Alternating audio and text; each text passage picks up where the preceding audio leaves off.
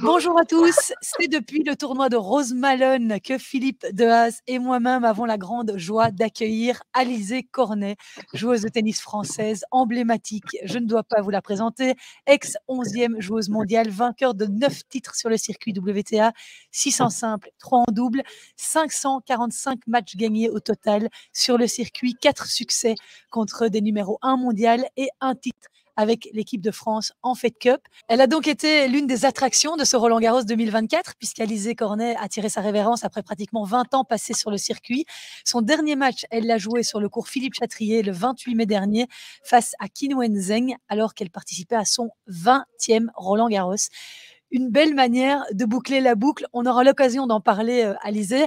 Mais d'abord, avant tout, comment se passent ces premiers jours de jeune retraitée? Bonjour à tous les 2 et merci de m'avoir invitée, c'est vraiment très sympa. Je suis très contente de participer au podcast. Pour tout vous dire, là, c'est, uniquement le deuxième jour à la maison puisqu'en fait, je suis restée consultante pour France Télé jusqu'à dimanche dernier. Du coup, j'ai vraiment, surfé un peu sur l'énergie de Roland Garros et j'ai pas trop réalisé, ma fin de carrière. J'ai pas eu vraiment le temps d'y penser, de voilà, de me retourner un petit peu sur tout ce qui s'était passé pendant la quinzaine. Et là, maintenant que je suis à la maison, ben, j'ai envie de dire, c'est un peu l'épreuve, enfin l'épreuve, ça fait un Oui, oui, c'est il doit y avoir un peu le un contre-coup. peu fort comme terme, mais oui, l'épreuve commence maintenant, à savoir, me réapproprier ma vie sans tennis, ma vie normale à la maison et dès le deuxième jour, hier, j'étais déjà sur un tournoi de tennis, pas loin de Villeneuve-Loubet. Donc je me suis dit: «Bon, ça commence pas très bien pour, quelqu'un qui a envie de vraiment couper les ponts avec le tennis». Mais bon, je pense que je vais réussir à prendre mon rythme et pour l'instant, Mais tout se passe relativement bien. est-ce que tu as vraiment envie de couper les ponts avec le tennis? Si j'ai pris la décision de prendre ma retraite, c'est parce que j'avais envie de couper les ponts en tant que joueuse, mais évidemment pas, en tant que passionnée, en fait, pas du tout. J'ai toujours envie de garder un pied dans ce milieu-là. Je pense que j'ai beaucoup de choses à donner, beaucoup de choses à partager. J'ai moi-même vécu, énormément de choses en tant que joueuse et j'ai fait beaucoup de travail sur moi-même, donc ce serait dommage de ne pas partager avec, d'autres joueurs, d'autres joueuses plus jeunes, mon expérience. Mais je ne sais pas encore sous quelle forme j'ai envie de rester dans ce milieu-là. Donc là, par exemple, à Paris, c'était sous forme de consultante et ça m'a beaucoup plu, mais j'ai peut-être envie d'aller un petit peu plus au contact humain. Voilà, mais j'ai vraiment besoin de ces, 2-3 mois un petit peu de break pour, voilà, pour digérer cette carrière et savoir un petit peu mieux ce dont j'ai envie. Ça a été, compliqué de prendre cette décision, de dire un jour: «Voilà, là, je vais l'annoncer, je vais m'arrêter». C'était sur base de quoi? Parce que physiquement, c'était plus possible? C'était le ras-le-bol d'être toujours en voyage, d'avoir envie de créer, autre chose, de vivre d'autres choses, en famille, de rester chez soi et cetera? Ouais, je pense qu'il y a un mélange de tout ça. Après, moi, j'ai eu la chance physiquement d'aller bien jusqu'au bout. Les blessures ou le fait de baisser physiquement, c'est vraiment pas ça qui a influé sur ma décision. Au contraire, c'est ça qui a rendu les choses plus difficiles parce que je me disais, «Bon, j'en ai encore sous la semelle, physiquement, je suis encore bien à 34 ans, est-ce que je pourrais pas pousser un peu plus?» Mais au final, c'est vraiment, plutôt la lassitude, en fait, qui a parlé. C'est une décision que j'ai longuement mûrie, sur des mois et des mois. Pour être honnête, j'y pense depuis Roland-Garros de l'année dernière déjà, donc ça fait 1 an que cette décision, elle a mûri dans mon esprit et puis là, depuis le début d'année, ça s'est vraiment précisé et je savais que je voulais absolument terminer à Roland-Garros. Pour moi, c'était une évidence de finir sur ce tournoi-là et du coup, je savais en début d'année que je vivais mes derniers mois et finalement, ce sont ces derniers mois qui ont été les plus difficiles à vivre parce que je continuais normalement en jouant autant de tournois que d'habitude, en m'entraînant aussi sérieusement, en étant autant investie, mais en sachant dans un coin de mon cerveau que ça allait bientôt être la fin. Et ça, c'était un petit peu bizarre. Je me sentais vraiment déchirée entre deux intentions différentes. Et émotionnellement, ça a été, ouais, ça a été compliqué à gérer. Mais en tout cas, je suis en paix avec ma décision parce que le timing était le bon. Mmh. Mon classement, commençait à baisser un peu, j'étais sortie des 100, bon même si c'était pas catastrophique, hein, mais je rentrais plus dans les mêmes tournois et c'est vrai que j'ai été très mal habituée avec mon classement depuis toujours, de rentrer dans les meilleurs tournois Ouais. et là voilà, j'ai dû, bénéficier d'une wildcard à Roland-Garros par exemple. Ça m'était pas arrivé depuis 2007. Du coup, c'était pour moi le signe aussi, qu'il fallait s'arrêter là. Oui, c'est étonnant parce que Danielle Collins, elle, quand elle a annoncé sa fin de carrière, elle a fait des résultats incroyables. Ce que toi, tu as fait d'ailleurs en 2022, où tu as fait une année incroyable. Tu avais déjà dans un coin de ta tête à ce moment-là le fait que tu voulais arrêter. On en a parlé avec Phil juste avant. Hein, Oui, oui, moi je ne sais pas pourquoi, mais j'ai le sentiment que en 2022, c'est l'année où ça a commencé à trotter dans ta tête parce que j'ai le sentiment qu'on en avait parlé au détour d'une discussion où tu me disais que tu arrivais tout doucement en fin de parcours. Et Ouais, donc ce résultat a repoussé donc un tout petit peu la décision. ouais.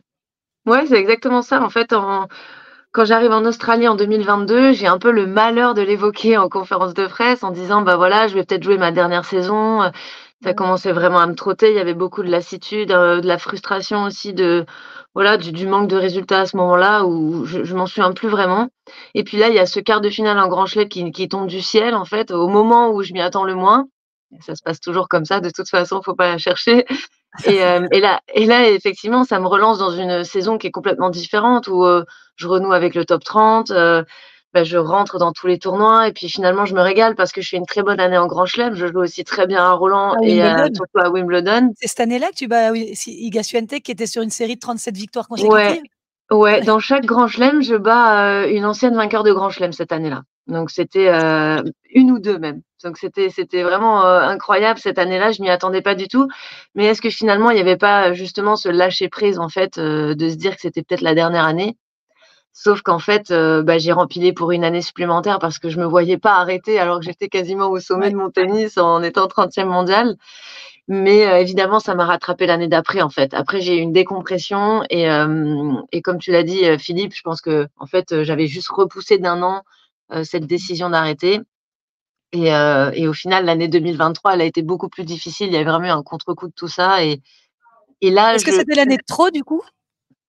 c'est difficile de dire que c'était l'année de trop parce que je regrette vraiment pas de l'avoir jouée cette année-là, Mmh. en 2023, mais tennistiquement, oui, ça tout m'a un peu rattrapée à ce moment-là. En fait, j'ai l'impression que mon année 2022, c'était un peu le chant du cygne, quoi. J'ai tout donné sur cette, dernière année et en 2023, encore repartir sur une période foncière, sur une autre saison, ouais, c'était un peu trop. Alors, je suis allée au bout de mon aventure, j'ai bu, le calice jusqu'à la lie, comme on dit, mais vraiment d'arrêter cette année à Roland-Garros, j'aurais pas pu tirer beaucoup plus, quoi.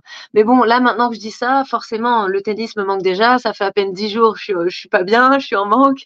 Donc, Ah oui? c'est vraiment, compliqué cette relation avec le tennis. Moi, ça me touche que tu dises, parce que je suis entraîneur évidemment, et que tu aies envie de partager ton expérience avec les plus jeunes. Après, tu dois encore prendre la décision, c'est encore un tout petit peu trop tôt, mais déjà que ça te passe par la tête, je pense que c'est vraiment une des conditions sine qua non pour que les jeunes puissent aussi aller loin. C'est bien sûr l'organisation de compétition, mais la France a beaucoup de tournois. Et c'est aussi d'avoir des anciens joueurs qui se mettent au service de l'éducation des jeunes. Et Mmh. j'espère sincèrement que tu vas le faire et j'espère sincèrement que tu vas le faire parce que ça me touche particulièrement le tennis féminin chez les filles aussi parce que il n'y a pas d'entraîneur fille. Je suis convaincu que je vais d'ailleurs te poser la question, est-ce que tu penses que une fille qui parle à une fille et en plus une fille qui a vécu les choses comme tu les as vécues peut être différent? C'est une bonne question. Je suis pas sûre que ça dépende, du genre de la personne, si la communication passe ou pas. Mais effectivement, une petite joueuse a peut-être plus de facilité à s'identifier à une ex-joueuse, avec qui elle osera peut-être plus s'ouvrir. Moi, je sais que j'ai quasiment toujours eu des entraîneurs, masculins. J'ai eu quand même 2 entraîneurs, femmes, pendant ma carrière. J'ai beaucoup aimé travailler avec elles, c'était une relation différente. Mais je pense que c'est plus par rapport à ce qu'on a apporté en tant que personne. Moi, je suis un peu connue dans le circuit pour mon franc-parler, pour le coup et c'est vrai que j'aime bien parler en toute transparence, j'aime bien me mettre à nu sur mes émotions, sur ce que j'ai traversé et je pense que ça peut être vraiment bénéfique pour les jeunes joueurs et les jeunes joueuses parce qu'on a tendance à faire un peu de langue de bois dans le tennis, hein. C'est pas un milieu où on dit vraiment les choses, où on parle des difficultés. On a tous beaucoup de fierté, beaucoup de, un peu de tabou en fait dans ce qu'on vit et moi j'ai vraiment envie de voilà de briser ces barrières en fait, de communication et de dire vraiment de A à Z ce que j'ai traversé, sur le circuit, la difficulté de ce milieu-là Et je pense que oui, en tant qu'athlète féminine, évidemment, ça va toucher encore plus, des petites joueuses, qui peut-être ne trouvent pas les interlocuteurs pour, parfois pour s'ouvrir, complètement. Donc ça peut faire une différence. Il faudrait qu'on se repose la question, par exemple, dans 3-4 ans, quand moi j'aurais trouvé une manière de communiquer avec, enfin de partager mon expérience avec les joueurs, et voir si effectivement j'ai un peu plus de retour de la part d'athlètes féminines que d'athlètes, masculins. C'est à voir, mais en tout cas, je pense que c'est surtout le message délivré qui est important finalement, et le mien, je compte le délivrer vraiment en toute transparence, en toute honnêteté et je pense que c'est surtout ça qui pourra vraiment aider, les jeunes joueurs. Donc pour toi, ça a du sens de commencer si tu devais commencer le travail, tu commencerais par lister, cartographier toutes les problématiques. C'est quelque Ouais, chose que tu presque. fais en disant voilà les filles, voilà à quoi vous allez être confrontés. Mais Et ouais, ça a du sens, hein, parce que finalement personne ne le fait. Je t'écoute et je me dis mais oui, ça a vraiment du sens de dire voilà ce que vous allez traverser en tant que jeune fille, jeune adolescente, femme. ouais. Et avec tous les changements, que ce soit physique, hormonaux, les relations avec les femmes ou avec les hommes, importe peu, le passage de l'adolescence vers je trouve que ça a tellement du sens, quoi. J'espère qu'on va t'écouter parce qu'il y a un vrai travail à faire là. Il y a un vrai travail à faire là, c'est certain. On en parlait avec Christine encore. Ouais. Là, sur cette approche, on peut l'appeler mentale, mais plus émotionnelle du jeu, de l'impact du jeu, de cette détresse. Tu vas en parler certainement et tu en parleras mieux que personne. C'est un métier qui est terriblement dur, terriblement contraignant et aussi violent.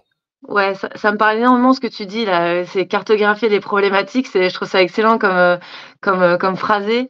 Parce que moi, en fait, à l'heure actuelle, je n'ai pas les compétences pour être coach. Je le sais, j'en suis consciente. Je suis une ex-joueuse d'à peine, 10 jours. Le métier d'entraîneur, c'est un métier qui demande, beaucoup de travail, une formation, une discipline particulière.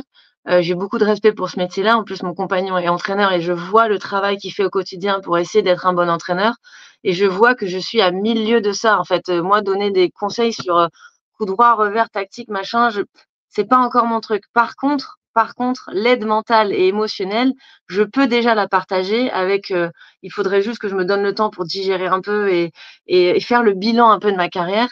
Mais ça, je me sens complètement apte déjà à aider des joueurs sur ce plan humain, on va dire, de toutes ces choses qu'on doit traverser quand on est joueur de tennis. Comme tu l'as dit, de l'enfance, heu, en passant par l'adolescence jusqu'à l'âge adulte et Dieu sait à quel point c'est un chemin semé d'embûches et je pense que ça, je pourrais vraiment être, déjà d'une grande aide, à l'heure actuelle. Ça veut dire que parce que tu as commencé très jeune, ton premier Roland-Garros, est-ce que tu n'avais pas 15 ans, 16 ans? Ouais, c'était 20 Roland, il y a 20 Roland. Voilà J'avais donc 15 ans, ouais. 15 ans, et ce 2e tour perdu contre ton idole d'ailleurs, Amélie Mauresmo. Mmh. Mais est-ce que, on t'avait prévenu toi que c'était, que cette vie-là, elle allait être, comme ça, qu'il y allait avoir ces difficultés-là? Mais est-ce que tu étais, consciente de tout ce que tu allais devoir traverser mentalement et physiquement? Oui et non heureusement en fait, parce que sinon je pense que ça aurait pu me décourager. Non, j'aurais été découragée pour plus que ça parce que le truc, c'est que moi, ce qui m'a animée pendant toutes ces années et ça m'anime encore, c'est l'amour que j'ai pour ce sport. Vraiment, je suis une vraie amoureuse du tennis, une passionnée, je regarde du tennis à la maison, je vis tennis, enfin j'adore ça. Ça ne m'empêche pas de m'ouvrir, sur plein d'autres choses et heureusement, mais c'est vrai que j'étais pas forcément prête, pour ce milieu-là, pour ce domaine-là, cette exigence, oui, parce qu'en fait, l'exigence, on l'apprend très tôt dans le tennis.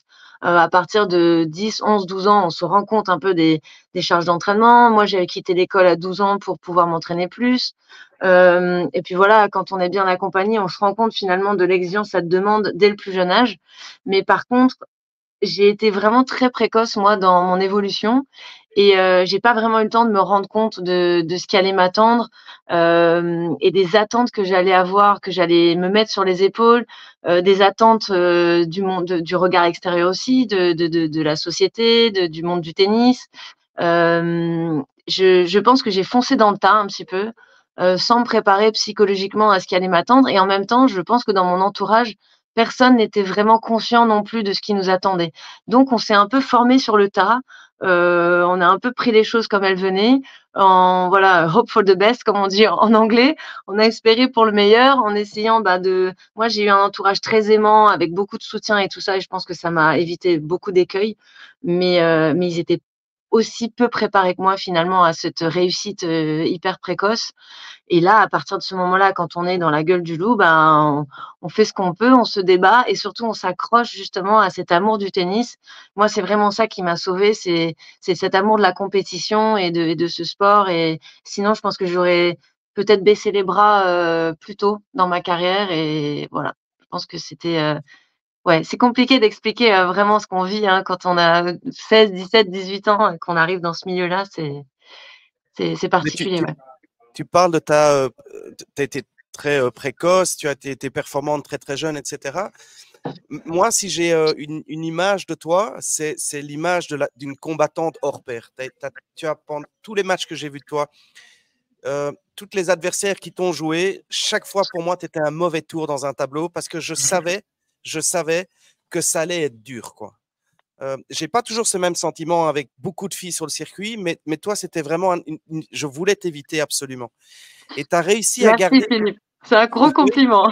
oui, vraiment, vraiment, mais il faut le prendre comme un compliment Ah oui. parce que pendant 20 ans, et voilà ma question, comment tu as fait pour garder cette attitude absolument hallucinante, exemplaire pour les petites filles qu'un jour, j'espère, tu entraîneras? Comment tu expliques que tu as réussi à garder cette motivation et ces qualités mentales qui sont énormes? C'est juste le fait d'être amoureuse du jeu? Non, pas que, je pense que j'avais ça en moi, dès très jeune, en fait, puisque j'ai participé à mon premier tournoi à 8 ans. Personne ne m'avait expliqué comment il fallait, se comporter sur un terrain et déjà j'avais une niaque, mais c'était irréel, en fait, cette niaque que j'avais. J'ai toujours eu ce feu en moi, cette envie de gagner, cette haine de la défaite qui après ça s'estompe un peu, on travaille un peu dessus, on essaie de la rendre moins violente pour se pourrir, moins la vie aussi. Mais en tout cas, c'est quelque chose en tout cas pour moi, ça a été quelque chose d'inné et je m'y suis accrochée parce que je savais en fait, consciemment ou inconsciemment que c'était ma plus grande force et que si je perdais ça, finalement mon jeu ne valait plus grand chose. C'est comme, si, moi c'était ma grinta et mes jambes, c'était ma marque de fabrique. Si je bougeais moins les jambes, si je courais moins, tout de suite mon jeu, perdait en intensité et finalement, j'ai pas gagné beaucoup de matchs avec mes coups droits et mes revers, hein. J'ai gagné beaucoup de matchs avec mon envie, ma résilience, ma volonté. Et en fait, j'avais tellement envie de gagner et de prouver des choses à moi-même et aux autres, que j'avais pas le choix que de m'accrocher à ces qualités-là, qui étaient mes qualités innées. Et je pense que c'est là où c'est super important pour un joueur de connaître son ADN très vite, son identité de jeu, son identité de joueur, de savoir ce qui fait gagner des matchs. Moi, c'était ça et je l'ai su très vite, je pense. Et du coup, je m'y accrochais finalement comme, voilà, comme un naufragé à sa bouée et dans les moments les plus difficiles de ma carrière, que ce soit sur un court ou en dehors, voilà, je m'accrochais à cette résilience, à cette envie, j'appelle ça ce feu intérieur parce que c'est vraiment ça, quand dans les moments les plus difficiles, on continue à y croire, on s'accroche et on se bat, c'est qu'on est animé par quelque chose finalement qui est presque au-delà du rationnel et c'était ma qualité, mais ce sera, voilà, d'autres qualités pour d'autres joueurs et à chacun de trouver son chemin et sa manière de gagner au final. C'est une inspiration.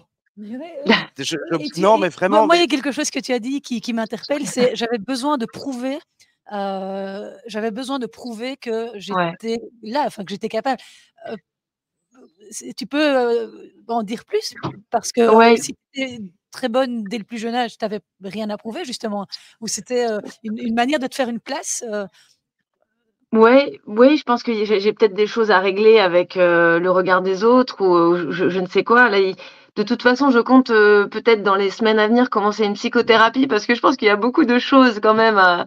le tennis est une Ah psychothérapie, oui, hein. oui, oui, alors le tennis, c'est vraiment un travail sur soi en accéléré, mais c'est vrai qu'il y a des choses que j'aimerais comprendre et en tout cas, ce fait de prouver aux autres, ça a toujours été, très ancré en moi. Pas forcément dans le bon sens d'ailleurs, parce à un moment donné, quand on a trop envie de prouver aux autres, en fait, la pression devient beaucoup trop forte. Finalement, on oublie un peu le jeu, on pense beaucoup à l'enjeu et là, il se passe des choses, finalement pas très positives. Mais oui, j'ai toujours eu ce besoin peut-être de m'affirmer en tant qu'être humain à travers ma réussite sportive. Je pense qu'il y a de ça. C'est un peu, à mon avis, pas le problème, mais c'est une constante un peu chez les athlètes qui réussissent jeunes, c'est qu'on a tendance à associer ce qu'on fait avec ce qu'on est. Et là, ça devient dangereux en fait, parce que comme on est très lié finalement à notre réussite, au moment où ça marche un peu moins bien, forcément, on se questionne sur qui on est. Oula, je perds des matchs, mais est-ce que je vaux quelque chose en tant qu'être humain? Et donc, c'est pour ça qu'il y a toujours eu ce besoin de prouver que j'existais et que je valais quelque chose à travers mon tennis. Ça, c'est vraiment un truc toxique dont j'ai réussi à me débarrasser il y a seulement, je dirais quelques années. Quelques années et j'ai beaucoup travaillé pour ça parce que ça m'a suivi très longtemps. Et je suis contente de m'en être débarrassée parce que je pense que c'était une des plus grandes sources de désespoir en fait après des défaites. C'était de me dévaloriser en tant que femme en fait, en même temps. T'as pas idée comme ce que tu dis a un impact et met de l'eau à mon moulin parce que ces discussions, les phrases que tu dis, c'est différencier de ce qu'on fait de ce qu'on est, se débarrasser de l'enjeu et être dans le jeu. Ça fait tellement du bien de l'entendre de la bouche d'une joueuse. Tu vois, moi, je suis entraîneur, je dis ça, mais le crédit d'un entraîneur, il est toujours moins fort que le crédit d'un joueur. Tu vois, et ce que tu dis là, j'espère que beaucoup de gens vont l'entendre parce que c'est la clé absolue de différencier ce qu'on fait de ce qu'on est, de prendre du plaisir, de jouer le truc, quoi. Ouais.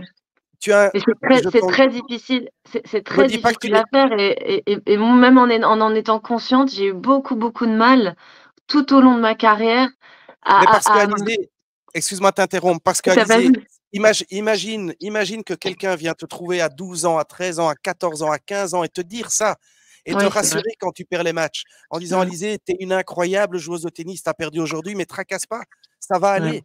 Continue avec ce feu parce que les mots que tu disais tout à l'heure, il faut rien faire de plus. Tu mets les enfants en face de toi, tu leur dis ça, et puis après, tu vas prendre un café et faites le truc, les enfants. Faites le truc. C'est ça l'approche. Et je trouve que ça a tellement de sens, tu vois. Moi, ça me touche beaucoup parce que c'est juste. C'est juste, mais moi, ce qui me fascine, et je viendrais bien faire un stage à Nice, c'est comment tu y es arrivé. Parce que, comme Philippe dit, ça reste tellement ancré en soi que c'est difficile de franchir cette étape. C'est terriblement difficile. Et voilà, il faut quoi? Des années d'expérience? Parce que si tu dis que tu n'as pas fait de psychothérapie, alors chapeau. Hein. Bonne question. Est-ce que tu en as pris conscience toute seule? Non, j'ai fait des rencontres. Alors oui, alors ça, le fait d'associer qui j'étais avec ce que je faisais, j'en ai pris conscience super tôt. Par contre, pour agir dessus, j'ai vraiment fait des rencontres qui m'ont permis de travailler et je m'en suis débarrassée parce que j'ai travaillé dessus beaucoup. Je me suis répété des choses. C'est des exercices tout simples, mais parfois, enfin, j'ai quand même on va dire, c'était même pas un préparateur mental, c'était vraiment un auteur de livres de méditation qui m'avait dit: «Tu te regardes tous les jours dans la glace et tu te dis: "Je suis une putain de grande championne"». Et donc je le faisais le matin et je me regardais. Au début, j'y croyais pas du tout. Je me disais: «Bon, je suis une putain de grande joueuse, désolée pour le putain à chaque fois, mais il fallait un truc fort pour que j'y croie», vous voyez? Et puis au fur et à mesure, à force de me le répéter, bon, bah, en fait, on essaie de piéger un peu son esprit, quoi, qui nous ramène toujours à des choses négatives parce que c'est ça le principe, quand même d'un cerveau humain, c'est toujours pencher vers le négatif. Donc pour le remettre dans le positif, il faut quand même beaucoup, beaucoup d'efforts. Et moi, j'ai eu la chance quand même d'être hyper bien entourée. J'ai eu des parents aimants, un frère aimant, j'ai eu un entourage hyper bienveillant et malgré tout, j'avais des problèmes d'identité. Donc j'imagine même pas les joueurs qui sont mal accompagnés, qui ont des coachs pas forcément bienveillants, qui ont une famille qui les pousse, mais ça doit être un enfer. J'ai des frissons rien que d'en parler, mais ces jeunes, ils doivent vivre juste un calvaire et c'est vrai ce que tu dis, si dès le plus jeune âge, on peut être valorisé par un entraîneur, parce que moi, quand j'avais entre 10 et 20 ans, je passais plus de temps avec mon entraîneur qu'avec mes parents, hein, c'est sûr. Et il a fait un très, très bon boulot avec moi. Il m'a amené 11e mondial. Mais par contre, humainement, peut-être qu'on a raté un peu le coche sur certaines choses. Et évidemment, je trouve. Ah, alors, mon chien. Évidemment, je pense que vous allez garder l'aboiement du chien. C'est pépite, ça. Et Il va falloir travailler sur la gestion de tes peurs. Hein. Il va falloir travailler sur la gestion de tes peurs. J'ai sursauté quand même. Mais évidemment, ça peut changer le chemin de toute une carrière pour un joueur, évidemment. Oui, non. pas vraiment. Non, non, tu étais sur. Enfin, oui, je vais quand même rebondir sur ce que tu disais parce que tu parlais il y a des coachs qui sont pas toujours bienveillants et qui n'ont pas toujours cette approche ou en tous les cas, je sais pas si cette prise de conscience ou cette lucidité qu'on s'adresse d'abord à un être humain avant de s'adresser à un joueur ou à une joueuse. Parce que l'entraîneur aussi, bah, il a ses objectifs. Il peut être aussi très ambitieux et c'est peut-être un peu, il oublie finalement que le plus important, c'est pas lui, mais c'est le joueur qui est en face. Donc, enfin voilà, tout le monde a ses petites histoires, mais je voulais quand même te poser une question parce que ben, moi, ça fait 20 ans que je suis sur le circuit aussi et je te vois depuis 20 ans et je sais que tu as été souvent dur avec tes entraîneurs. Ouais. Comment tu expliques que tu as de temps en temps manqué un peu de patience vis-à-vis de ces pauvres gens? D'ailleurs, Ça, c'est comme quand quand tu accouches, c'est comme ça, c'est eux les souffres-douleurs et puis c'est tout. Bah, pas tout le monde, il y en a pas pour toutes les joueurs et les joueuses, mais c'est vrai qu'Alizé, enfin, tu me diras si je me trompe, mais j'ai le sentiment que tu étais quand même dur quoi, avec tes Ouais, entraîneurs. mais ça aussi je l'ai analysé quand même, hein. Je l'ai analysé et ça c'est pour ça que ça fait, d'ailleurs ça fait peut-être que j'ai une étiquette collée sur la tête là-dessus, mais ça fait quand même 5 ans que je me comporte beaucoup mieux sur le court. Mais encore une fois, c'est parce que je l'ai travaillé, parce que cette attitude me faisait souffrir en fait énormément. Et quand tu disais tout à l'heure, ça m'a fait tilt un peu quand tu as dit, que j'avais une attitude exemplaire sur le court. Tout de suite, j'ai pensé à ça. J'ai pensé à oui, exemplaire dans la combativité, mais alors par contre dans la mauvaise foi, la frustration, machin, là, c'était loin d'être exemplaire et je pense qu'il y a des explications très simples. C'est que déjà, j'ai un niveau d'exigence avec moi-même qui dépasse, les limites, du possible et du coup, c'est une exigence que parfois je projette un petit peu sur mon entourage aussi.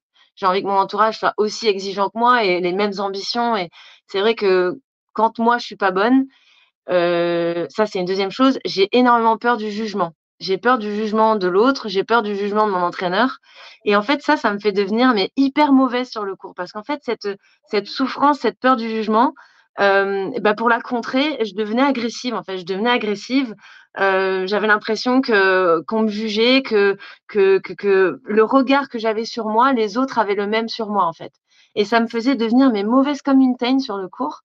Et c'est souvent pour ça que je m'en suis pris un petit peu à autrui, à mes entraîneurs, à mon entourage. Et puis je pense que la dernière explication, c'est qu'à un moment donné, j'avais tellement envie de gagner jusqu'à, ça me bouffait de l'intérieur que forcément en fait, ça se répercutait dans mon attitude parce que je ne supportais plus de rater, je ne supportais pas de perdre et comme ma gestion des émotions a toujours été quand même un problème chez moi et ben la frustration elle s'exprimait comme ça et j'extériorisais vers, voilà, vers les autres. Donc ouais, il y a beaucoup de paramètres, mais encore une fois, à partir du moment où j'ai réussi à m'aimer un peu plus, moi, en tant que joueuse, j'ai eu beaucoup moins besoin, d'aller chercher ailleurs, en fait, un exutoire ou quelque chose comme ça. Ça a vraiment eu une grosse influence, ce travail, sur mon amour-propre. Je me reviens et je m'adresse à la petite Alizée de 12-13 ans.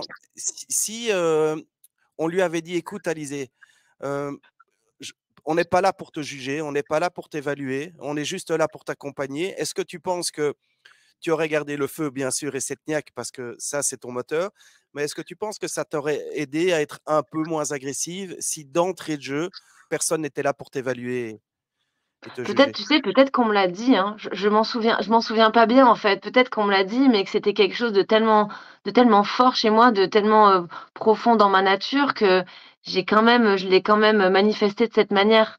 C'est difficile à dire parce que j'ai toujours eu l'impression d'avoir été très, très bien entourée, mais finalement, c'est des choses que je devais régler avec moi-même. C'était comme un petit peu, je réglais des comptes avec moi-même et je suis pas sûre que ça a été influencé par mon entourage, surtout que je me souvenais pas bien, en fait, de ce qu'on me disait à cet âge-là.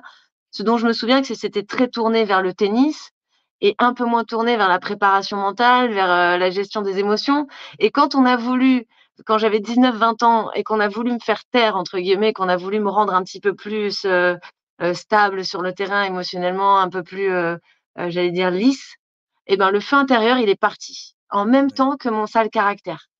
Et donc ça, c'est qu'il y avait quand même un truc à travailler d'un côté, mais sans perdre l'autre. Vraiment un jeu, c'est être sur un fil, en fait. J'ai l'impression que toute ma carrière, j'ai été sur un fil, un équilibriste, en fait, entre garder le feu, ne pas avoir trop un sale caractère, être controversé mais l'assumer, se faire aimer mais ne pas demander trop l'amour du public non plus. Enfin, il y a plein de choses qui se jouent à ce niveau-là et de trouver le bon équilibre, déjà ça prend beaucoup d'énergie et en plus, on n'est pas sûr que les résultats suivent puisque quand on va contre nature quand même, il y a des choses qui se passent et à un moment donné, le feu s'éteint. En tout cas pour moi, c'était le cas. Mais par rapport à ce que tu expliques, être une personne médiatisée de cette manière-là, forcément, tu es encore plus jugée par le Ouais. public et les médias français, n'en parlons pas, qui sont quand même, parfois un peu durs. Comment tu as réussi à gérer, est-ce que tu étais capable d'abord de reconnaître vis-à-vis de ton entourage: «Désolée, mais voilà pourquoi j'ai été comme ça» et est-ce que, le fait d'être comme ça, une personne, publique, c'est encore plus difficile finalement à gérer le Bien non-amour, sûr. des autres? Mais tu penses Ouais, qu'elle aurait bien dû sûr. s'excuser? Bah, ou si, comme elle le reconnaît, si elle avait dit à son entraîneur: «Écoute, voilà, je suis désolée, j'ai eu cette attitude-là parce que», oui, c'est déjà une forme de Alors moi je me suis toujours, quand j'ai une mauvaise attitude, bon j'avais au moins cette qualité-là, c'est que je m'excusais toujours dans la foulée et que je me sentais hyper mal, hyper coupable et c'est aussi ce mal-être et cette culpabilité qui m'a poussée à travailler pour changer. Parce qu'à un moment donné, je ne pouvais plus vivre comme ça avec cette image, avec cette attitude qui me rendait malheureuse parce qu'en fait, elle est vraiment contraire à qui je suis profondément. Je suis quelqu'un d'hyper empathique, bienveillant, à l'écoute, et sur le court, c'était une autre personne, un peu en mode schizophrénie, une voilà, une psychopathe, bipolaire. avide de victoire, qui respecte plus personne. Je me disais: «Mais là, à un moment donné, j'ai envie d'aligner les 2 mois et il faut faire quelque chose». Alors à partir de 28 ans, je me suis prise en main, mais ça veut dire que j'ai passé quand même, bah, oui, 13 ans, un peu, quand même pas en adéquation avec qui j'étais et pour répondre à ta question, j'ai eu la chance déjà de ne pas grandir avec les réseaux sociaux et ça, c'est une chance parce que du coup, moi, avant mes 20 ans, je suis un peu de la vieille école, mais ça n'existait pas trop. On avait Facebook, mais on n'avait pas les Instagram, Twitter et je ne sais quoi, où l'information, elle est diffusée à la vitesse de la lumière.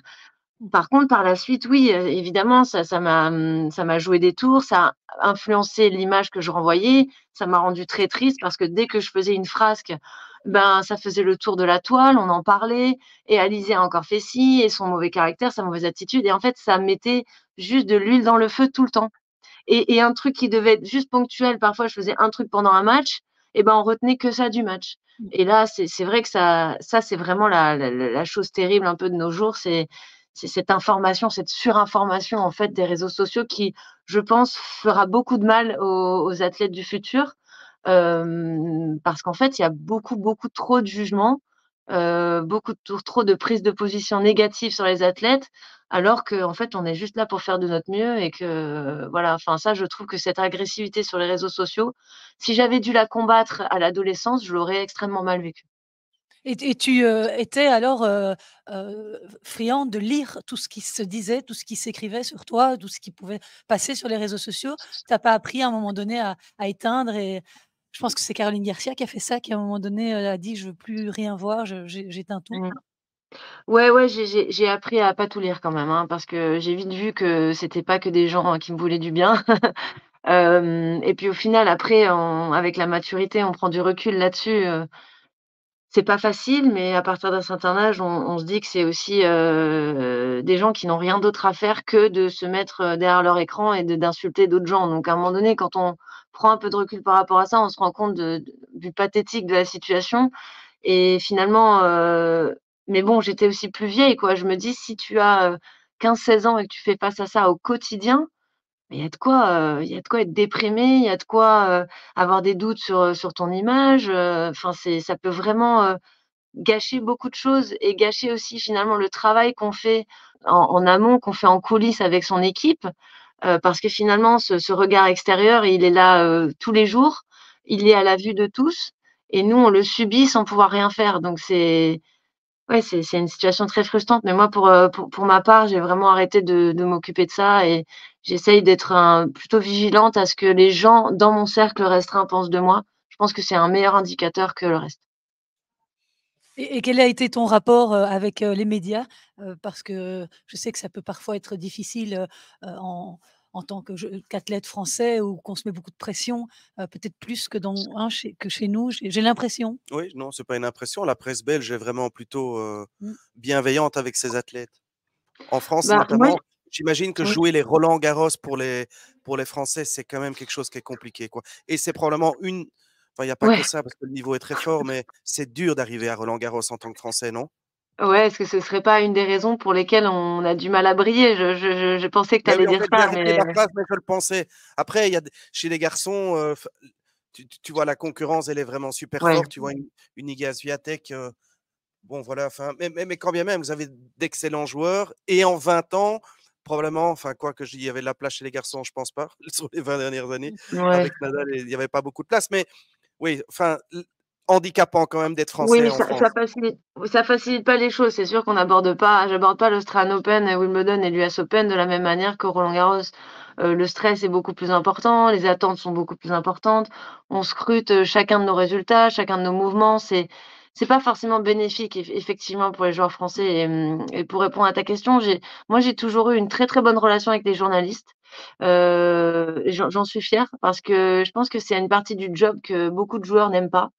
Et moi, depuis mon plus jeune âge, je suis arrivée à 15 ans à mon premier Roland et inconsciemment, je pense que je me suis dit: «Bon, je vais juste être moi-même, je vais être fidèle à moi-même, et puis ils me prendront comme je suis et je vais vraiment, parler de tennis en toute franchise, sans faire, des débriefs de match, plats au possible où en fait tu répètes 10 fois la même chose et il y a rien qui en sort et finalement les articles sont creux et les gens n'apprennent rien de ce qu'on vive, n'apprennent rien de ce qu'on ressente». Moi, je me suis dit: «Si je peux amener ma pierre à l'édifice, ce sera que si on lit un article de moi, on a vraiment l'impression de ressentir, ce que je vis sur le terrain, de me connaître et voilà, encore une fois, cette carte de la transparence, je l'ai eue tout de suite avec les journalistes et en retour, j'ai eu souvent de bonnes choses parce que je pense que comme j'étais une bonne cliente, Ouais. Heu, les journalistes, on a toujours eu une bonne relation grâce à ça. Je pense qu'ils étaient contents d'avoir un interlocuteur avec qui vraiment échanger et pas seulement un joueur qui était là, «Oui, j'ai bien joué, oui, c'était un bon match», voilà et donc je pense que c'est rafraîchissant aussi pour les médias et peut-être qu'en retour, bah, j'ai quand même eu, j'ai pas eu en tout cas, j'ai pas eu de malveillance en retour, bien au contraire. Et ça, c'est du pain béni, c'est vrai, pour les journalistes, d'avoir, quelqu'un qui est franc et qui, va au fond des choses et qui nous donne, de quoi, finalement, même pas, pour faire sensation, hein, mais juste avoir du contenu Ouais. à partager. Ça, c'est vraiment, intéressant. Quand je t'écoute parler, je me demande comment, tu, t'es formé à être aussi, f «éduqué» entre guillemets, enfin, c'est quoi? C'est le fait de lire beaucoup? Tu as fait des formations par ailleurs, à côté du terrain de tennis, Je suis toujours restée très ouverte au monde qui m'entourait. Je vois que c'est quelque chose qui est assez rare sur le circuit parce que c'est vraiment un monde, c'est un microcosme déjà, donc on traîne toujours avec les mêmes personnes, sur les mêmes tournois. Enfin, Philippe, tu sais ce que c'est, hein? C'est un petit monde qui se suit comme ça, sans vraiment se connaître en plus, donc c'est assez frustrant pour les gens sociaux, pardon. Et donc du coup, c'est vraiment un milieu où on aurait tendance à se renfermer sur soi-même, à oublier qu'il y a, une vie à l'extérieur, qu'il y a des choses à voir, des choses à découvrir, à explorer. C'est aussi, il faut pas oublier, une vie très intense où on met beaucoup, beaucoup d'investissement et d'engagement et parfois ça nous coupe un peu finalement du monde extérieur et moi j'ai essayé, dès le début de rester ouverte à ce monde extérieur, de m'enrichir des endroits où j'étais, de continuer à me cultiver et puis enfin honnêtement je voudrais pas, lancer des roses à mes parents mais j'ai quand même eu une super éducation, heu et c'est grâce à ça que j'ai réussi à garder la tête sur les épaules toute ma carrière, avec beaucoup de simplicité. Nous, les Cornets, on est des gens simples et voilà, j'ai voulu, garder ça, même, quand j'avais beaucoup de réussite dans mon métier, même quand j'avais beaucoup de victoires. J'ai toujours su qu'il y avait aussi un revers de la médaille et qu'on pouvait monter très haut et me descendre très bas. J'ai jamais perdu ça de vue et puis voilà, ma mère m'a toujours dit, je parle de la même manière à un éboueur qu'à un président de la République et du coup, ça m'a enfin, je veux dire, j'ai pas j'ai pas cette valeur d'être mieux que quelqu'un parce que je joue au tennis, en fait. C'est vraiment pour moi, c'est vraiment la simplicité, c'est une des plus belles des valeurs et ça répond peut-être pas au fait que je sois, comme tu dis, éduquée, mais en tout cas, ça m'a gardé les pieds sur terre et je pense que ça, c'est vraiment super important pour l'évolution en tant qu'être humain et voilà, je suis fière de cette éducation, simple que j'ai reçue. Ouais, oui, ça se ressent fort. Moi, j'avais une petite question, puisque tu parles d'évolution et tu es restée 20 ans. Par rapport au jeu, une question un peu plus, si on peut, Christelle, revenir un peu sur le jeu? Mais tu es le roi, Phil, tu fais ce que tu veux.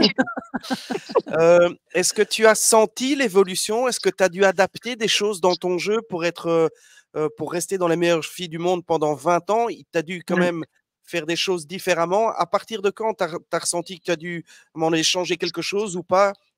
Comment Ouais. tu Ah expliques oui, oui, c'est le fait de te maintenir comme ça aussi longtemps?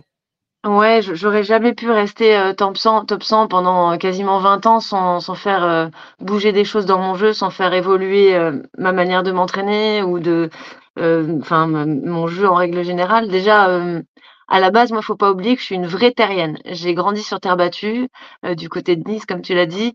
C'était une culture terre battue très ancrée chez moi. J'ai gagné mes premiers titres sur terre battue, j'envoyais des rouleaux en coup droit avec une prise extrêmement fermée. Je me décalais, c'était un peu une Alizée à l'espagnol et en fait, au fur et à mesure des années, on s'est aperçu que le circuit penchait de plus en plus vers des surfaces rapides. Finalement, les tournois sur terre battue se sont vraiment réduits au fur et à mesure des années. Il y a encore 15 ans, 20 ans, on avait des grosses tournées sur terre battue pour les filles en février, en juillet et je pouvais faire beaucoup de points sur ces tournois-là. Mais ça s'est réduit au fur et à mesure et fatalement, j'ai vraiment dû faire évoluer mon jeu vers des surfaces plus rapides et donc quand j'ai été sous la coupe de Georges Goven et Pierre Chéret en 2000, donc c'était en 2011, j'ai changé de prise de coup droit quand même à 21 ans alors Et tu que avais quel j'étais, classement à ce moment-là? bah, Tu avais quel j'étais 80e mondiale. J'étais un peu redescendue, mais j'étais quand même top 100 et Georges m'a pris, il m'a dit: «Bon écoute Alizée, si tes ambitions ce sont de revenir dans le top 30 ou le top 20, je pense qu'on n'a pas le choix. Il va falloir que tu gagnes un peu du temps en coup droit et cette prise, elle est vraiment limitante sur les surfaces rapides». Et comme je leur faisais confiance à 100 bah, je l'ai fait. Alors j'ai fait des bâches pendant 2 mois puisque même un tout petit changement de prise et les joueurs de tennis savent de quoi je parle, Ouais. c'est hyper perturbant et j'ai changé quelques millimètres, mais j'ai mis du temps à m'adapter et au final, ça a payé, ça a vraiment payé puisque 1 an et demi plus tard, j'étais revenue dans les 30 et voilà, j'avais changé un peu la forme de mon coup droit aussi. Techniquement, on a vraiment beaucoup bossé là-dessus et je me suis sentie de plus en plus à l'aise sur gazon, sur dur. Au final, j'ai fait mes meilleurs résultats en Grand Chelem sur gazon 2 ans après. Et voilà, je suis hyper fière d'avoir réussi bah, finalement à me sortir de ma zone de confort pour aller chercher quelque chose de mieux et à 21 ans, quand on fait ça depuis aussi longtemps, sans avoir de garantie sur les résultats, faut vraiment avoir énormément confiance en son entraîneur et il faut vraiment croire en ses capacités d'adaptation et voilà. Mais je suis contente de l'avoir fait parce que qui sait où j'en serais aujourd'hui, je sais pas.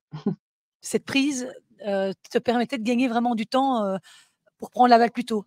Ouais, en fait, j'avais vraiment du mal sur les balles qui m'arrivaient fort côté coup droit, vu quand on a une prise un peu fermée, c'est toujours, enfin, c'est un peu difficile à expliquer, mais je perdais effectivement du temps. En fait, c'est pas vraiment que je perdais du temps, c'est que j'étais vraiment pas à l'aise pour Mmh. redresser les balles qui m'arrivaient vite basses sur mon coup droit. Et avec ce changement, donc j'ai changé d'une prise très fermée à un peu plus ouverte. Finalement, c'était beaucoup plus direct et voilà et ça me permettait d'avoir une meilleure accélération sur ces balles-là et de pas me prendre derrière et être tout le temps prise de court sur ces balles rapides. Mais encore une fois, il a fallu beaucoup de résilience quand même de ma part parce que à un moment donné, je ne savais plus jouer au tennis côté coup droit. Enfin, on passe tous par cette étape-là et elle est normale. Mais quand tu es top 100 mondial et que tu joues contre des filles qui jouent très bien au tennis et que ta prise, elle est pas encore complètement cadrée, ça peut être un peu paniquant. Voilà, mais encore une fois, j'ai été vraiment bien accompagnée et je pense que j'ai une capacité d'adaptation qui est assez élevée donc j'ai bossé. J'ai redoublé d'efforts, j'ai redoublé de mes heures sur le terrain jusqu'à y arriver, quoi. J'avais pas le choix. Tu oserais toi, Phil, faire ça avec une de tes joueuses? Alors, je me suis un peu occupé de Emma Raducanu et C'était l'année Juste avant le Covid. Oui, juste avant le Covid. Et je suis arrivé en Angleterre. Il avait, comme toi, elle avait une prise, mais bon, elle avait 16 ans et demi.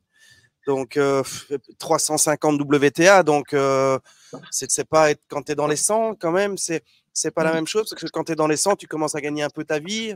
Tu as un statut de professionnel et c'est difficile de bouger les lignes, de sortir de ta zone de confort. Tu as peur tu as peur de perdre ce que tu as. Et donc, c'est prendre un vrai risque. Ce témoignage est super intéressant. Et donc, avec Emma, j'avais été trouver les responsables de la Fédé en disant, je pense qu'il n'y a vraiment aucune chance de... Et Emma était très positive aussi. Et elle a fait ce changement-là. C'est la seule avec des joueurs et des joueuses mieux classées. Je me souviens. Ah, si, peut-être Christophe Ligon en revers. Il en reparlera. Il tricotait en vert. On avait changé sa prise en vert. Mais il était aussi assez jeune. Il était 150, 200 à l'ATP. Mais je pense que c'est la clé. C'est d'évoluer, comme tu l'as dit. On apprend des choses mentalement, on progresse mentalement, mais dans le jeu aussi. Le message est intéressant. Ce n'est pas le classement qui doit empêcher de faire des changements techniques, parce que là, c'est un changement technique, mais ça peut être aussi une adaptation tactique. Si on est trop passif, eh bien, c'est d'oser rentrer, c'est d'oser venir chercher les volets un peu plus, de jouer un peu plus en avançant, même si on n'a pas l'habitude de le faire. C'est prendre des risques pour être plus performant. Et ça, justement... je voulais juste rajouter qu'il y avait des choses que j'avais pas réussi à mettre en place au cours de ma carrière, et j'en garde une petite frustration à l'intérieur, parce que j'ai toujours, par exemple, adoré aller au filet. J'ai plutôt une bonne volée, mais je pense que peu de gens le savent. Parce que j'ai pas réussi vraiment à implémenter cette arme dans mon jeu, à être plus agressive. Et c'est vrai que c'est pas que je garde des regrets, mais j'aurais aimé à un moment donné faire évoluer mon jeu dans ce sens. Et à ce niveau-là, j'ai pas réussi vraiment à aller au-delà de ma peur de rater, pour vraiment développer ce jeu un petit peu plus vers l'avant, au filet, tout ça.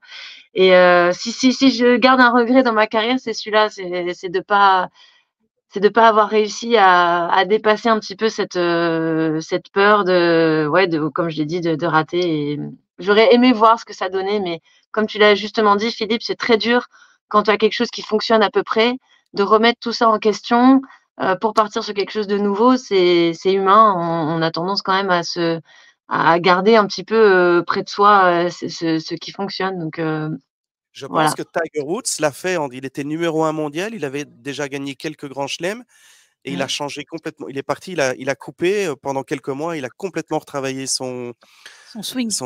Oui. Ah oui. En tant que numéro 1 mondial. Ouais.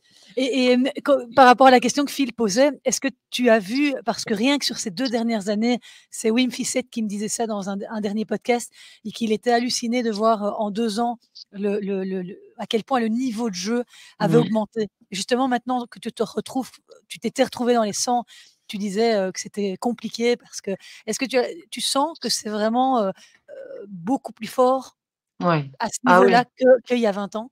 Moi, ça n'a rien à voir, mais vraiment rien à voir. Quand je suis arrivée sur le circuit il y a presque 20 ans, moi j'avais encore des filles qui étaient 50 en faisant des ronds, des vrais ronds, des rondelles, des chandelles, quoi. Je vais pas citer son nom, mais j'en ai une en particulier dans la tête. Et ça de nos jours, en fait, c'est pas possible. Enfin, une fille qui fait des ronds, elle est même pas dans les 500. Et là, pour le coup, j'ai fait pas mal de 125, donc c'est la catégorie WTA, mais un peu en dessous. J'ai fait pas mal de 125 000 partout, donc j'ai joué beaucoup de filles entre 100 et 200, mais le niveau est ultra fort, en fait. Toutes les filles jouent bien, j'ai dû m'arracher comme une dingue pour faire des demi à droite à gauche. Et vraiment, le niveau c'est vraiment nivelé, en fait, au fur et à mesure des années.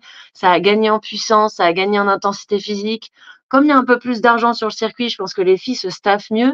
Elles ont toutes, des psychologues, des préparateurs physiques, des kinés. Elles sont en meilleure santé, elles se blessent moins, elles sont de plus en plus athlétiques, et ça se ressent dans le jeu. Donc en fait, c'est évoluer ou mourir là sur le circuit. Il y a pas le choix. Le niveau est tellement de plus en plus fort, c'est exponentiel finalement. Et c'est pour ça, quand je me retombe parfois sur ma carrière, je me dis: «Mais comment j'ai fait pour rester à ce niveau-là autant de temps?» alors j'affrontais des filles de plus en plus puissantes, de plus en plus physiques, mentalement de mieux en mieux préparées. Donc oui, non, ça n'a rien à voir. Entre le 2005, ma première année, et 2024, là, on est quand même, et jusqu'où ça ira? Moi, c'est ça la question que je me pose et on le voit chez les garçons aussi, c'est passionnant. Oui, parce que quand tu vois le niveau de Iga sur terre, c'est ridicule. Honnêtement, je Ouais. je sais pas qui va la battre, hein. C'est Ah ouais. c'est surréaliste son niveau, Ouais, surréaliste. Parce qu'elle j'ai eu joue la Coco Gauff qui est une athlète hors pair et elle en fait du petit bois, hein. C'est complètement surréaliste, non? j'ai eu la chance d'assister au match, de la finale donc de Iga contre Paolini au bord du court. J'avais jamais vu un match de tennis, sur le central d'aussi près. Ah mais là j'ai compris en fait. Pourtant je l'ai joué, hein, Swiatek, mais je l'avais joué sur gazon donc rien à voir. Mais là, de la voir jouer de l'extérieur sur terre, ça m'a scotché en fait, elle met une violence dans ses frappes, elle met un lift, au rebond ça part, ça gicle, c'est presque des frappes de garçon quoi. Puis elle a une intensité physique, les petits pas, la précision. Enfin vraiment je me suis régalée. Bon la finale n'a duré qu'1 heure, mais je me suis régalée. Je me suis dit: «Elle est vraiment, ouais, elle est vraiment au-dessus dans plein de compartiments et sur terre battue là, c'est la reine, de des elle dépasse tout le monde de la tête et des épaules quoi». Mmh. Quelles sont les joueuses, qui, t'ont fait le plus peur dans ta carrière ou que tu redoutais le plus? Heu, Moi, je suis un peu comme Rafa, je redoute, tout le monde, tout le temps, tous les jours, je sais à quel point, ch tout le monde peut être dangereux, surtout sur un jour donné. Jamais rien n'est acquis. Après, moi, j'ai eu une bête noire, enfin, j'ai eu 2 bêtes noires au cours de ma carrière, c'était Petra Kvitova, que j'ai jamais battue, qui jouait à 10 000 et elle me jouait à 10 000 et c'était impossible pour moi de jouer contre elle et une joueuse qu'on connaît moins, mais qui a eu une belle carrière, c'était Alison Risqué, que je Ouais, n'ai jamais battue. l'américaine. Ouais, une américaine. Voilà, à part ces 2 là où vraiment elles avaient un ascendant, psychologique sur moi, je me méfiais de tout le monde et en même temps, je savais que je pouvais battre tout le monde parce que, comme l'a dit Philippe, moi mon objectif c'était de rendre la vie dure à mes adversaires. Donc je savais que personne n'aimait vraiment me jouer et j'essayais de jouer là-dessus, ouais. Et le fait que Rafa, était ton idole, tu as parlé tout à l'heure de grinta, de vouloir mourir sur le terrain, pour gagner, tes matchs, ça t'a influencé, le fait qu'il soit que finalement qu'il accompagne toute ta carrière? Ah bah, ça a été une belle inspiration, hein, je pense que j'avais ça en moi dès le début, mais après quand on grandit, quand on évolue sur le circuit avec un champion comme ça, qui prône exactement les mêmes valeurs, qu'on a nous, mais en 100 fois mieux, forcément c'est une inspiration et puis, j'aimais tout de lui. J'aimais son jeu, son attitude, ses valeurs humaines, son humilité, donc évidemment, bah, d'ailleurs Iga Swiatek elle s'inspire aussi, elle s'est toujours inspirée de Rafa. Elle l'a fait avec un petit peu plus de réussite que moi, mais c'est un exemple pour tout athlète et pas que dans le tennis, dans tous les sports. Il a été vraiment un exemple, sur tous les points, donc oui, ça a été, oui, oui, j'ai toujours adoré le regarder jouer et j'ai essayé d'implémenter des petits trucs, comme lui, mais bon après entre, la volonté et le fait de d'y arriver sur le court, c'est encore autre chose, quoi. Et il t'a fait un beau cadeau là pour, ta retraite. Ouais, il m'a fait une vidéo pour me féliciter pour ma carrière et ça a fait un peu le tour et c'est super émouvant parce que, bah, déjà on voit ma réaction et on voit que je suis vraiment sous le choc quoi. Je tremblais, j'avais les larmes aux yeux et c'était super, de sa part de prendre vraiment, 2 minutes de son temps. On sait à quel point il est sollicité pour voilà, pour me féliciter pour ma carrière. Comme il l'a dit, on se connaît depuis qu'on est gamin et sans se connaître, mais je pense que voilà, il savait qui je suis, on s'est suivis et ça m'a fait, vraiment très plaisir. Alizé, avant de te laisser partir, parce qu'on est arrivé à l'heure, hein, de Ça passe podcast, donc drôlement on va vite pas tout ça. abuser. Pardon? Ça passe drôlement vite tout ça. Terrible, hein? Je voulais quand même on n'a pas parlé, des joueuses belges, quand on a évoqué, tes bêtes noires, mais j'ai vu dans tes confrontations, je sais pas si c'est correct ou pas, mais tu n'as jamais joué contre Justine Henin et une seule fois Non. contre Kim Clijsters? Ouais, on en a parlé d'ailleurs avec Justine sur le plateau de France Télé. Je lui ai dit qu'un de mes plus grands regrets, c'est que je l'avais jamais joué, alors que OK. c'était une de mes joueuses préférées, à l'époque et elle est super. Enfin là, le fait de la côtoyer, au quotidien pendant cette quinzaine de Roland, j'étais vraiment comme une gamine en fait, j'avais envie de lui poser plein de questions. Alors après on est dans le rush et tout, donc c'est difficile, mais on a partagé, plein de trucs ensemble, on a appris à se connaître et voilà, c'est en plus d'être une grande championne, c'est vraiment une super personne. Donc, je suis vraiment déçue de pas l'avoir joué. Et Kim, j'ai joué une fois et je l'aimais beaucoup aussi. J'aimais vraiment beaucoup les deux joueuses belges de l'époque. Je l'ai joué à l'Australian Open. Et la petite anecdote, c'est que je l'avais joué le jour de mon anniversaire. Et elle m'avait pas offert le meilleur des cadeaux puisqu'elle m'avait battue en 2-7. Mais j'en garde un très bon souvenir parce que je l'avais joué sur le Rod Laver le jour de mon anniversaire de mes 21 ans. Waouh. Ouais, et donc, ouais, c'était vraiment deux légendes avec un style très différent et je les aimais autant l'une que l'autre, je les admirais avec un petit faible pour Justine quand même, de par son jeu, son revers, tout ça. Mais ouais, ouais, Je trouve c'était que le bon temps, alors, comme on dit.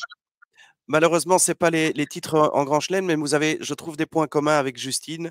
Ouais. Et vraiment, et c'est cette capacité à mettre des mots sur l'expérience, sur les émotions, sur la compréhension du jeu. Et je trouve que je retrouve beaucoup de... Parce que Justine, je la trouve aussi très, très brillante Ouais. et très agréable à entendre Exactement, je pensais à ça pendant tout le podcast. Je me disais, très humble. je comprends pourquoi France Télévisions Ouais, ouais, t'a ouais. sollicité, quoi. Ouais, je l'ai vue à l'œuvre pendant 10 jours là et elle m'a impressionnée effectivement. Elle est brillante. C'est vraiment Ouais. exactement ça. Elle parle extrêmement bien de tennis et moi je pourrais l'écouter pendant des heures. Donc merci. C'est vraiment un compliment qui me va droit au cœur parce que d'être comparée à Justine Hénin, c'est un peu le Graal quoi. Oui, parce que tu as beaucoup de joueurs quand ils parlent quand ils parlent de leur expérience, et à la télé, je trouve que Justine, elle ne le fait jamais. Ah oui, moi, quand j'étais joueuse, je faisais Ah ceci. ouais. Et il y a un peu ce côté, je fais la leçon, hein, mais Mmh. Justine ne le fait jamais. Non. Oui, c'est vraiment cette capacité à mettre juste beaucoup d'humilité derrière toute cette expertise et cette expérience. C'est un beau cadeau. Oui. Et c'est pour ça que j'espère que tu vas te mettre au service de la formation des plus jeunes, d'une façon ou d'une autre. Mais tu le fais tellement bien, tu l'exprimes tellement bien. Après, je pense pas que les connaissances, alors oui, un peu de connaissances techniques et tactiques, mais tu peux faire appel à des techniciens. C'est pas, pour moi, ça, c'est pas là où tu feras la différence. Tout le monde peut apprendre à faire un coup droit et un revers, c'est facile, ça, tu vois. Mmh. Par contre, ce que tu expliques là, euh, ben, c'est le plus compliqué et c'est la partie du jeu où finalement beaucoup d'entraîneurs laissent un peu sur le côté parce que ben ils l'ont pas vécu ou Ouais. n'ont pas étudié ou n'ont pas cherché à comprendre. Mmh. Et donc, c'est là où toi, tu feras, j'espère, tu viendras mettre ta pierre à l'édifice. Ouais, je garde ça en tête évidemment et puis, peut-être on aura peut-être l'occasion de bosser ensemble Philippe, qui sait? Hein, franchement, Mais ce serait chouette. pour moi, ce serait fabuleux. Mais pour la petite histoire, on n'était pas loin de travailler Ouais. ensemble. Et moi, je me souviens, bon, ça s'est pas fait pour des raisons diverses et variées, mais moi, dans ma tête, j'étais très excité du challenge et je te l'avais expliqué dans un message parce que voilà, tu vois. Parce que c'est parce que c'est ça. Parce que voilà. Non, mais en sachant que tu étais infect de temps en temps sur le terrain, ça, ne le prends pas mal en disant infect, Non, mais non, non, parce t'inquiète que pas. tu l'as très bien expliqué. Mais ça ne me faisait pas peur parce que je savais que derrière, il y avait ça. Mmh. Et puis finalement, ça s'est pas mis, et peut-être que ça se mettra d'une autre façon. Mais je te l'avais dit dans un message, et ça reste pour moi un petit regret parce qu'on aurait eu des débats et des échanges Ouais. fantastiques et on se serait bien amusé. Mais peut-être qu'on le fera d'une autre manière. D'une autre manière et peut-être qu'on le fera au service des autres et on aura quand même ces débats et je pense que le tennis, c'est une si belle école de la vie. Il y a tellement de choses à apprendre du tennis et ouais, on sait jamais où la vie nous mène, mais en tout cas, toi comme moi, on a encore des choses à donner, beaucoup de choses à donner et j'espère que beaucoup de joueurs pourront en profiter. Mhm. Oui, et c'est vrai que moi, je me souviens encore du moment où j'étais dans mon canapé quand tu as joué contre Amélie Mauresmo et que je regardais Roland-Garros comme chaque année.